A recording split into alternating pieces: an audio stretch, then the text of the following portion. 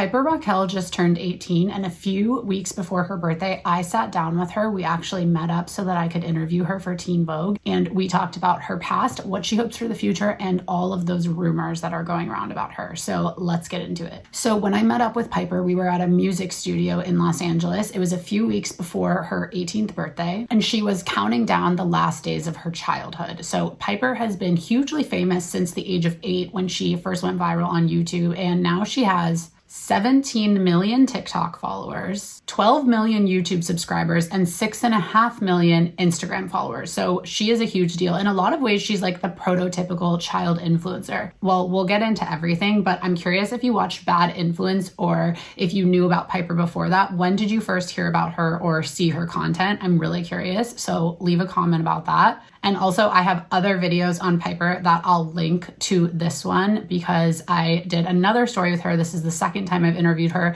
And I also interviewed her friend, well, her ex-friend, Sophie Ferg. So the way that Piper talked to me, she really seemed to think, and I think this is something that people really can understand if they remember what it was like to be 17, almost 18 at the time of the conversation, really what it's like to feel that your life is about to totally change. She said, I'm so excited. Being an 18-year-old is going to be a lot different. Probably people will take me seriously in a human way and even just a business way too. Piper really seemed to see turning 18 as this kind of magic portal that she would get to step through into the rest of her life. And again, if you've ever turned 18, you can understand that feeling. She's hoping that people will let go of her past, that brands will work with her again, that her YouTube channel will be re-monetized, that the content that people pan as overly sexual for a minor won't get as much attention, that people will stop bringing up all the allegations against her mother. But she's also been through enough to know that nothing is really magic, including an 18th birthday. So she said to me, what if I think I'm going to have all these opportunities and my life is going to be beautiful, but it's not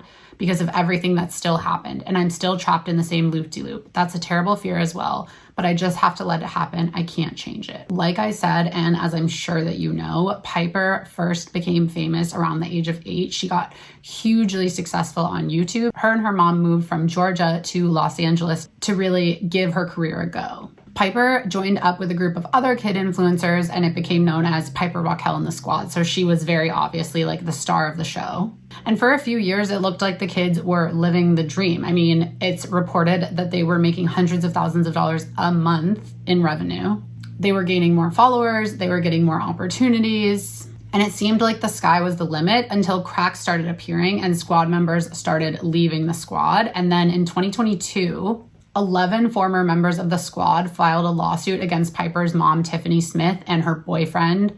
The lawsuit accused Smith specifically of emotional, verbal, physical, and at times sexual abuse. Hill was not accused of abuse. And the 11 plaintiffs, Piper's former friends, sought $22 million in damages.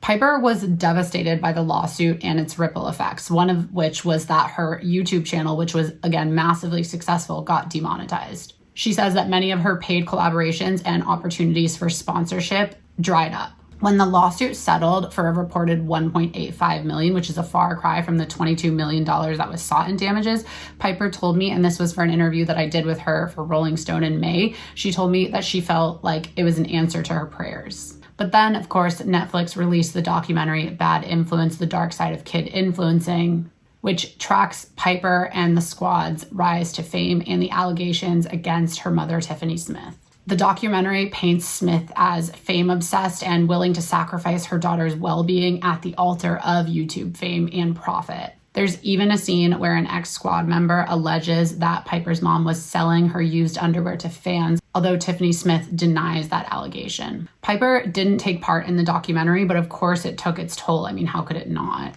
She completely fell apart, she told me, and the first time we spoke back in May, she largely decided not to comment on the allegations against her mom. She said, I think I should wait until I'm old enough to speak about it.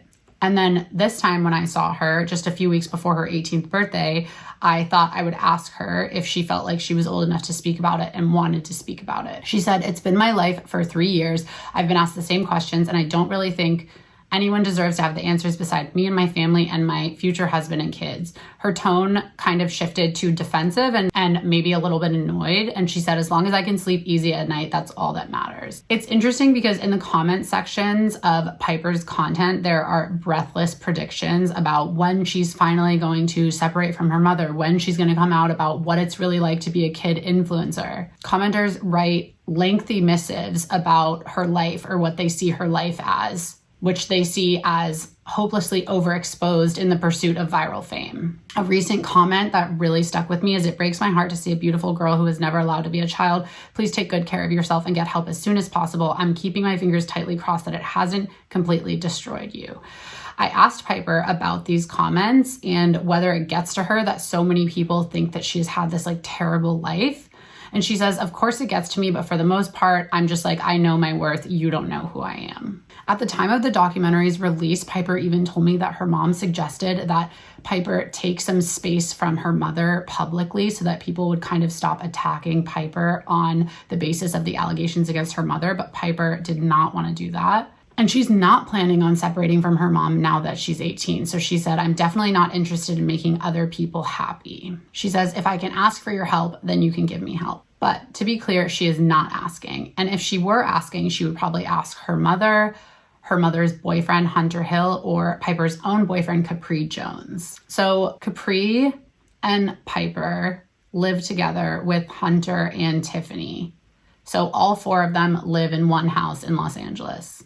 Piper told me that Capri Jones moved in after a month of dating, and at that time she was 17. Other than that core group, Piper says she doesn't really have very many friends, which she says is my own fault. I just don't open the door to it. And what's really interesting is Piper told me this for my Rolling Stone story, that her and Capri's relationship really started as a social media relationship. Like it was basically a collab, but then they realized that they had feelings for each other and it became more real, which I think is so interesting. Now they've been together for 4 months. She says, he's my best friend. I've never been so close to someone. And on the outside of her wrist, like right here, is a tattoo that is the number 4 3 times. So it's 444. And she told me that it's dedicated to Capri and that it stands for now, forever, for worst, something like that. That was her quote. But it's interesting because when she was telling me about the tattoo, she kind of like stopped for a second and hesitated. And I asked her like what the hesitation was about. And she said that it's a great tattoo, but there's not like a great memory tied to it. So she says, we got it and then he pretended to cheat on me on the internet and then I almost got it removed. We were streaming and stuff like that. So I was like, wait a second, you got a tattoo removed so that you could stream it on the internet. But the thing is, she thought that the cheating prank was real. And so she really went to get the tattoo removed, although she also was streaming it. And then after she started getting the tattoo removed and after she broke Capri's windshield because of the cheating, the supposed cheating, then she realized that it was a prank. She says, I realized it was a joke right after I smashed his windshield. I didn't want to promote violence, but I also need to let these girls know they can't let people treat them like that. I did it on Twitch. It did really well. So once she realized that the cheating was a prank, she went along with it for a few more days so that they could really just like kind of finish out the prank. But I was like, wait, so your boyfriend pretended to cheat on you and pranked you in front of like millions of people. Like, did he apologize? And she said there was really nothing to apologize for. She said, it's whatever. I've been doing this my whole life. It's going to sound bad, but it really helped us get views. What people don't understand is social media is really just how to strategize and market yourself. Since she became wildly famous at the age of 8, Piper has really lived much of her life in front of the camera. This has really come alongside this collective grappling that we're doing as a society about what it's like to live a monetized childhood online in front of cameras. And advocates wonder what it will do to young kids to grow up as influencer kids. But when I asked Piper, who is in many ways the prototypical child influencer, she says she's more comfortable in front of a camera than without one. So she says, I'm so afraid of people in the real world. If I'm going to meet a person for the first time, I might have to act like I'm filming a vlog because I get so much more comfortable when there's a camera on me. She says, when a camera is on, I have worth. That's my worth right there. I am performing for you, and that is what I'm here to do. And she told me she feels like life is just a performance and everyone is constantly performing for each other.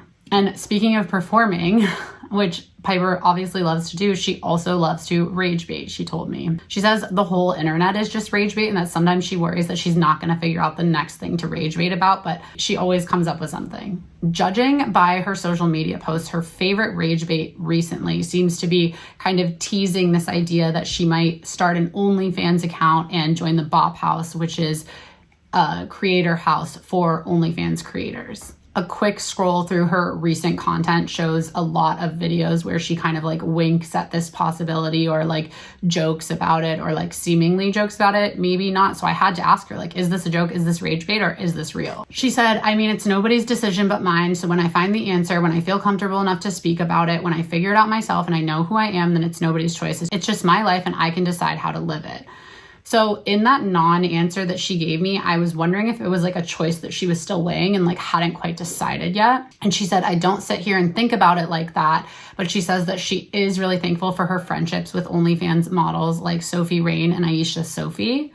And she says, nothing they do changes my opinion on who they are. I don't judge people at all. So that's where I come from. And the thing is, like, I guess it's still not really clear to me whether it's really a decision that she's trying to make, whether to start an OnlyFans and join the Bop House and that kind of stuff, or if it is just some kind of like classic Piper rage bait. And she says, I feel like if my viewers are allowed to joke about me starting an OnlyFans, then I am. You know what I mean? Why would I let them get the laugh when I should get it first? Because it's my life, not theirs. In both of the conversations that I've had with her, Piper has become visibly frustrated when I ask her about people's reaction to her content, which many people see as overly sexual for a young person. And at the time of this conversation, for a minor, although obviously now she's 18. And Piper said that that was another reason that she's so excited to turn 18. So she said, I know most of them are like, this is so sad, this is so sad. But at that point when I'm 18, what are you going to be sad about? Like, dry the tears, it's going to be fine. And she can understand where people are coming from, like worrying about her posting sexual content. But at the same time, like, she says that she's having fun. She says, I just enjoy what I'm doing. And if I'm sexualized by people, I'm sorry, you don't have to look at it. And when she's legally an adult, which she is now legally an adult, Piper thinks that maybe her content will be viewed differently because people can't comment and be like, oh my God, it's so sad she's a minor, because she's not a minor anymore. So Piper imagines that people won't pity her for content that they consider sexual anymore. So she says, I think they're just going to enjoy it. I know that sounds terrible, but now they don't have to feel bad for enjoying it. But something that I was super curious about, and I wonder if you guys have ever wondered about this, and please comment and let me know, but like, living your life as an influencer, especially someone who is a child influencer and has grown up in front of the cameras, is like, how do you tell the difference between what's real and what's not? Like, I asked Piper, what is the difference between Piper the person and Piper the character? And she said, they're not too different. I guess Piper the person has more feelings than what people see on the internet, but they're not too different. She says fans do know the real her for the most part, but also when people judge her, Piper thinks they don't really know her, but also she doesn't really know herself, she says. She says, I don't even know myself, so how am I going to expect my audience to know me if I don't even know who I am? But all of this is to say that Piper doesn't really know what's next, but she's ready to move on to adulthood and leave her troubled childhood, or what people see as her troubled childhood, behind her. She's had dreams for many years, but they've been overshadowed by her mother's alleged wrongdoing in the documentary that painted Piper's childhood as hellish. She says, once I'm 18, I don't have to worry about that. Maybe she thinks brands will want to work with her again. Maybe her YouTube will get remonetized. Maybe she'll release music, which is why we were in the music studio. She even dreams of acting. She says that her dream role would be in Netflix's Outer Banks, which she says that would be super ironic to be back on Netflix as an actress and not as the subject of a documentary. She says, how am I supposed to become an actor and start singing and working with a record label and get paid to promote a drink when my name is surrounded by dirt? She hopes that after her birthday, which again has now happened, that she can find a fresh start away from the allegations against her mom and people's assumptions about Piper's own childhood. But still, behind Piper's teenage bravado, she seems deeply hurt by the last few years of her life. So I asked her if she is hurt, and she said, of course it hurts. It's never not going to. As soon as she becomes a legal adult, she's planning on signing paperwork that will transfer the ownership of Piper Rockelle Incorporated over to her from her mom. And she's quick to say that that's not because she doesn't trust her mom, but because she wants to be in control, so that if someone sues her or like comes at her in some way, then it's at her and not at her family. She says, it's protecting my family, it's protecting me. If I take 100% ownership of every aspect of my life, anything that happens from now on will be my problem and nobody else's. But at the time of this conversation, Piper was 17 and she really felt like the world was about to crack open in front of her. She knows what she wants that world to see. She says, just Piper, the successful girl that looks happy. That's all I want, for people to be like, she's happy, she found herself, I guess, is what I would like. She told me that she's gonna wake up on the day of her 18th birthday and just relax for a second, like, hey, I made it. what you guys think of this story. I'll make sure to put the link below so you can read the whole thing, what you think of this entire saga of Piper's fame and the Netflix documentary and now these profiles that I'm doing of her. But I'm so curious, and if you're interested in more internet deep dives like this, make sure that you subscribe and hit the notification bell so you don't miss my next video.